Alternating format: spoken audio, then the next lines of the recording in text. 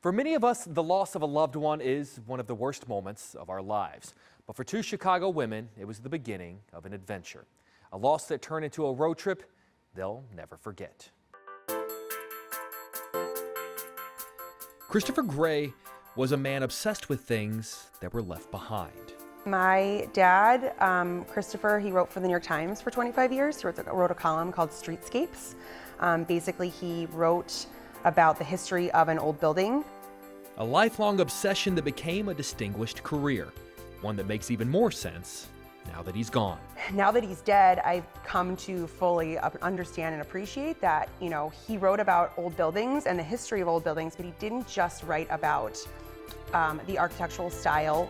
You see, Christopher Gray had a wish before he died, a very specific wish. He was very open to being an oddball. That's Christopher Gray as a living person. Christopher Gray wanted to be a skeleton. Like, we were sitting around the breakfast table in our kitchen in New York, and my dad was like, "I just want to let you know I've made my decision. We're gonna do this. I would like to be a skeleton." Christopher Gray's daughter Olivia was used to hearing her father talk about death. It's a conversation she grew up with. It was a common thing to talk about. So there was talking about what he wanted to do with his body when he died was something that, growing up, was a normal thing to happen.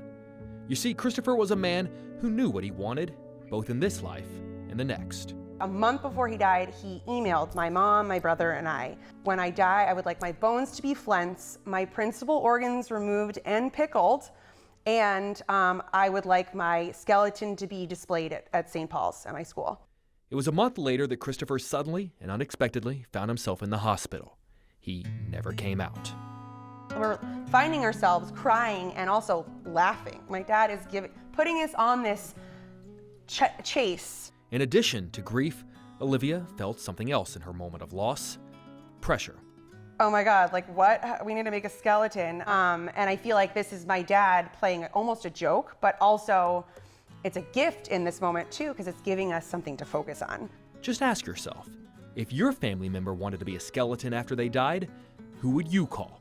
Olivia and her family spent every moment following Christopher's death trying to make his final wish a reality. His doctors had no idea. A taxidermist turned them down. A university body donation program refused to return the bones. And that's when the idea hit them. And my sister-in-law, Nicola, was like, "What about the Smithsonian Museum? There's so many skeletons there." And wouldn't you know it, the Smithsonian Museum in Washington, D.C. has a relationship with the University of Tennessee body donation program. Let's see if we could arrange a deal to pick the bones up when they're ready, and we'll just put it together because this is continuing education for people. And so that's what we figured out. All of this figured out, arranged, and executed within 48 hours of Christopher's death. But now they have to get Christopher's skeleton fully assembled from Washington, D.C.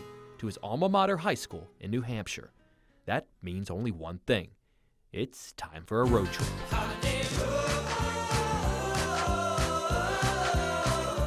It was so special that she asked me, I think twofold.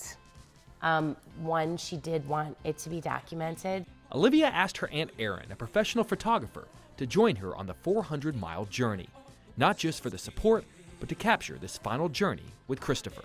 As a photographer, I was like, what a gift to be able to photograph, something that has never, ever been done before.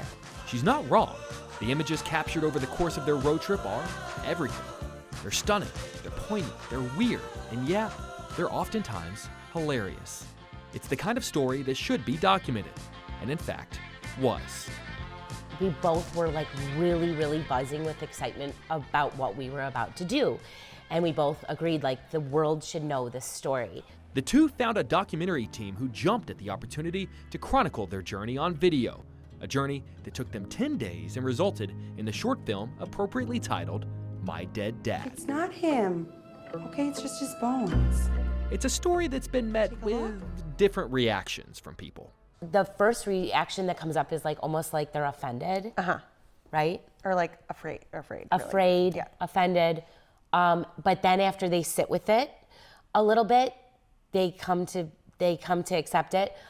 People our age think it's like so cool. It's very interesting. The reactions are all over the board. Understandable, sure, but at the end of the day, this isn't a story about death. It's a story about life. A story of a man who, even from beyond the grave, is bringing people together, is making them laugh, and reminding them, no matter what, to never stop living. I think he would say, in the simplest of terms, I think he'd say, like, you really understood the assignment. So I think my dad would be extremely proud.